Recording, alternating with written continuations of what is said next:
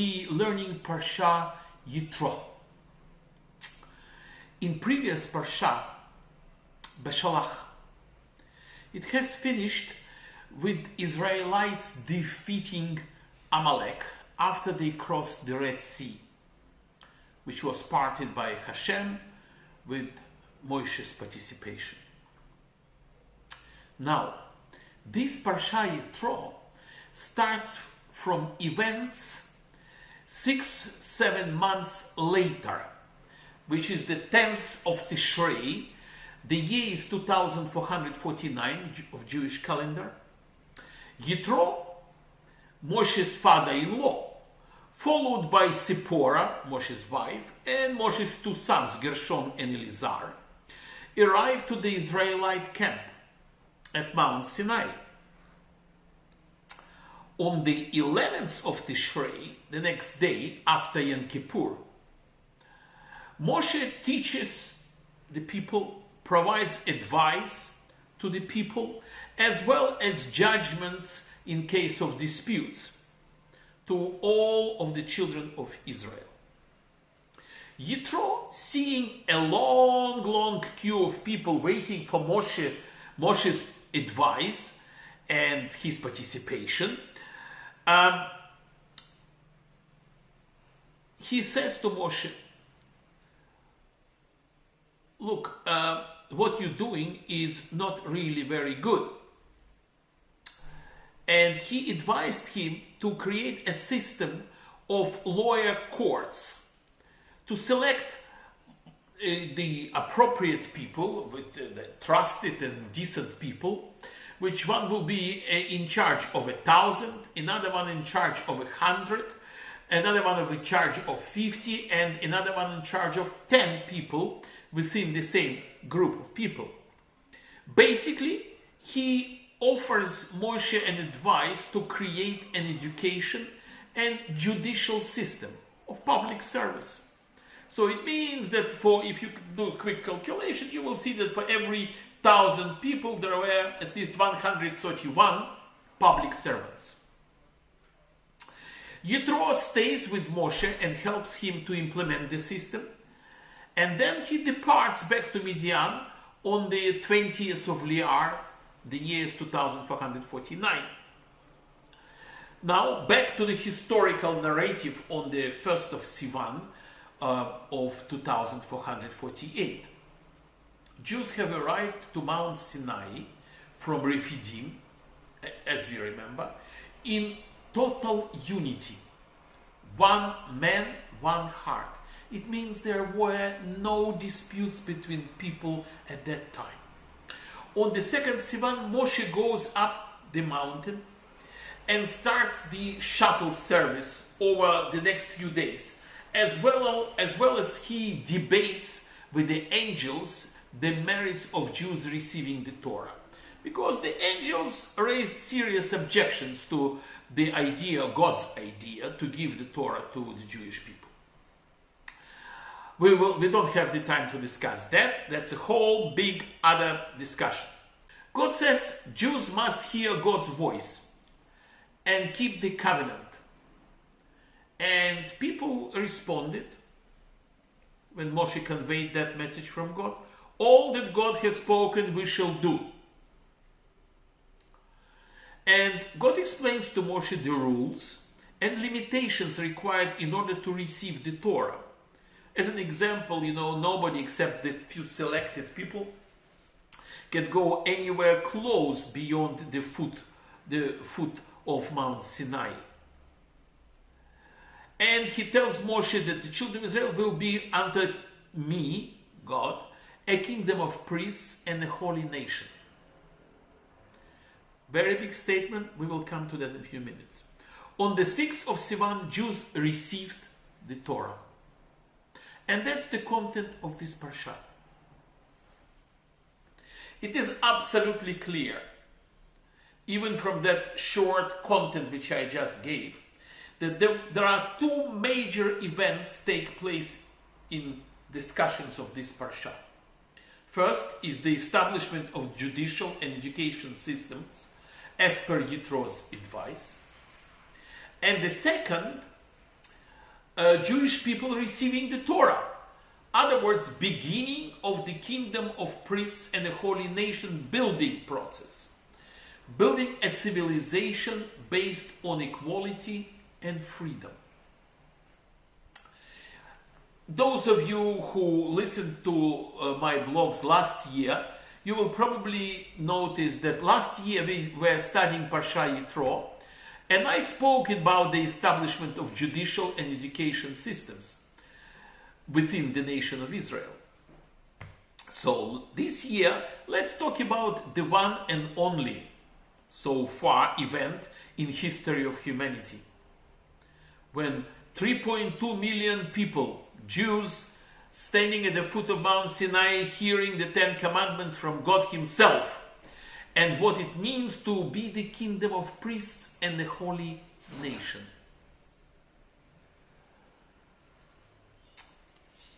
Let's go a little bit deeper. Immediately prior to the great revelation at Mount Sinai, God instructs Moshe about the nature of the covenant he is proposing to make with the children of Israel. And this is subject to their willing acceptance of the terms of the covenant, and everything else depends on that. In the course of this preamble, the Torah articulates what can be called the first mission statement for a whole nation. In a mere 4 Hebrew words, God defines the future nation's major vocation, purpose, which He is calling on the Israelites to make the purpose of their life. They make it their own. He says, Mamlechet Kahanim Vegoy Kadosh, a kingdom of priests and a holy nation. What does this mean, Goy Kadosh, a holy nation? The most obvious appearance of these words in Torah we find twice. The first is in relation to Shabbat, because God proclaimed the day, this is the day God Himself proclaimed holy, and so that's holy day, the 7th day of every week, and the inner chamber of the sanctuary, known as the Holy of Holies, Kodesh Kedeshim. And the same sanctuary was in the temples, in the 2 temples. The same thing, the same space. It is in the context that we are best able to learn what holiness means when applied to people, to a group of people, a whole nation. Holiness is the space of time we make for God. In the simplest and the most elegant way, as Rebbe Sachs is saying, holiness is to humanity what tzimtzum, contraction, is to God. You will say, what is tzimtzum? Wait a second. Kabbalists say that in order to create this physical world, God had to restrict or efface Himself from some space and time to make space for us, for human beings. That is tzimtzum.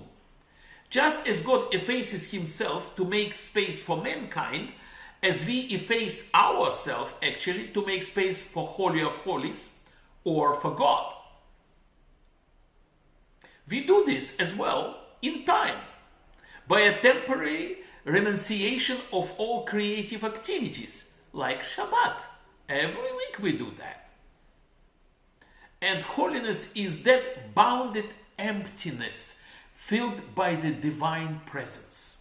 So when we stop doing our physical activities, then our mind is ready to respond to the divine presence, which it immediately affects every Jewish family observing Shabbat. The concept of a nation is fundamental to Judaism, because the nation is a basic unit of culture. As a social-political entity, the concept of nation constructs its own form of order through laws, rituals, and customs. It is where many smaller groupings like families, communities come together to construct the basic terms of their common life. At Sinai, the Jewish people until then a simple crowd of individuals linked by family ties, by memory of the experience of Exodus, by their slavery prior to that in Egypt. But they are not a nation until this moment. They became a nation Goy with the Torah as its written constitution. Sinai creates the terms of collective existence. And since we all were there as one man with one heart, therefore all of the Israelites are implicated in one another's faith. In one another's faith. What it means? It means that we're all responsible for each other. It's like pieces of a puzzle. Until the last piece of a puzzle is not put in place, the puzzle is not complete. And all pieces depend on another piece, on the neighboring piece, in order to form a picture. The essence of Sinai revelation is that the Israelites become the first.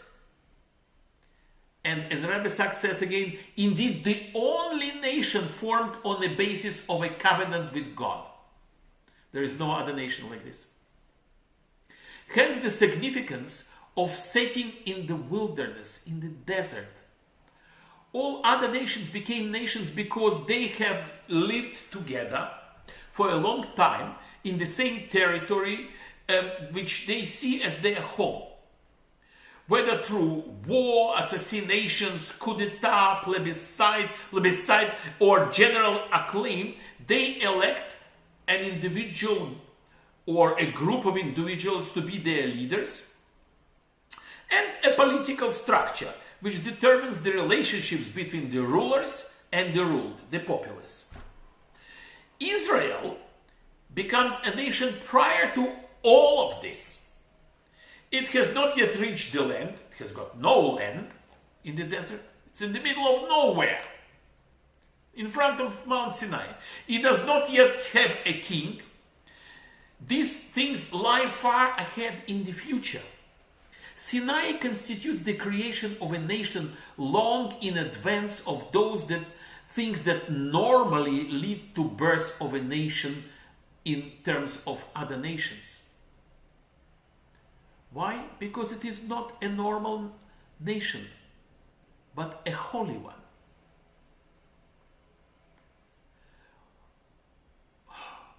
What does it mean to be a holy nation? At least the following.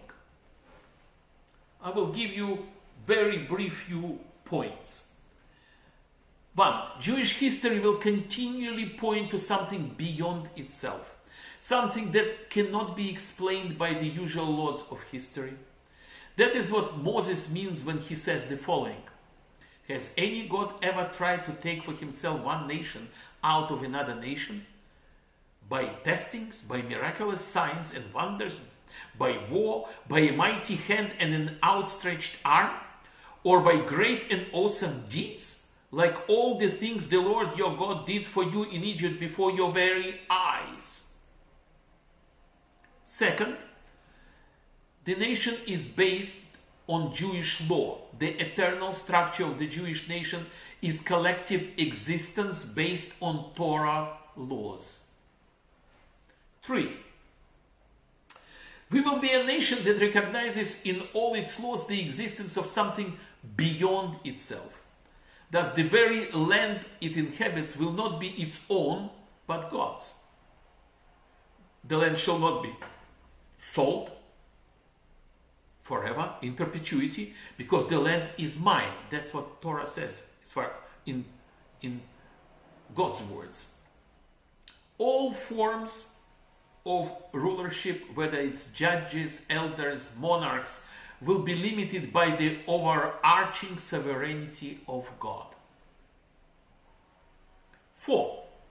Its governance will always rest on consent rather than obedience to power. Interesting statement, isn't it? This fact is implicit at Sinai, where God himself had to secure the assent of the people before giving its laws, the agreement of the people.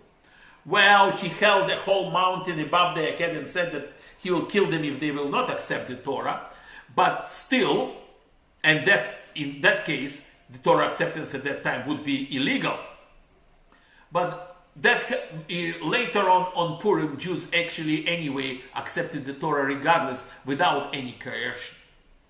And more than one time in Jewish history, the need for consent has threatened to make the Jewish people virtually ungovernable.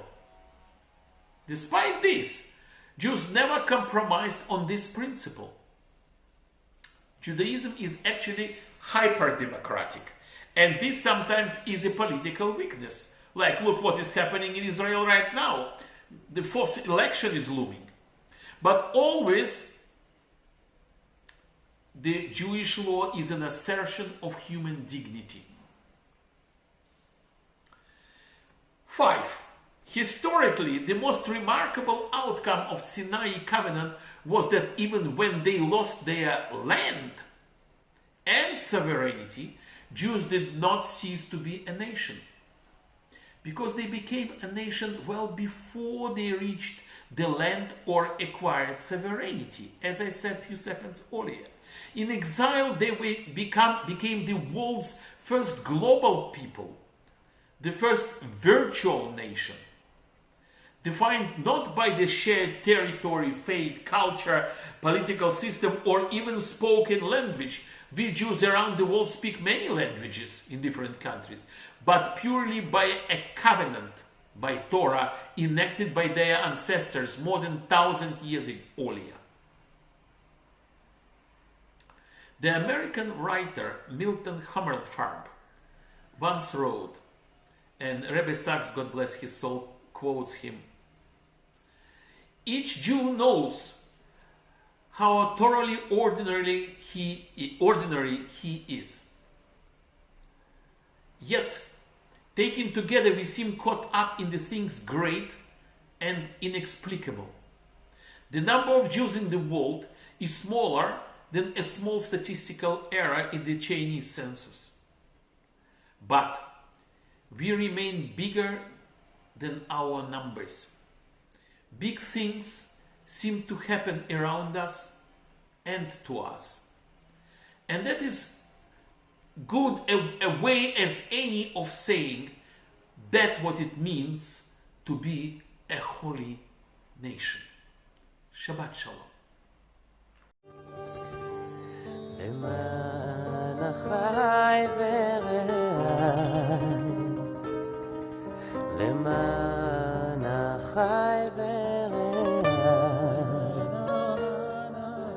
אדם בנה, אדם בנה, שלום לך, למען החי ורעי, למען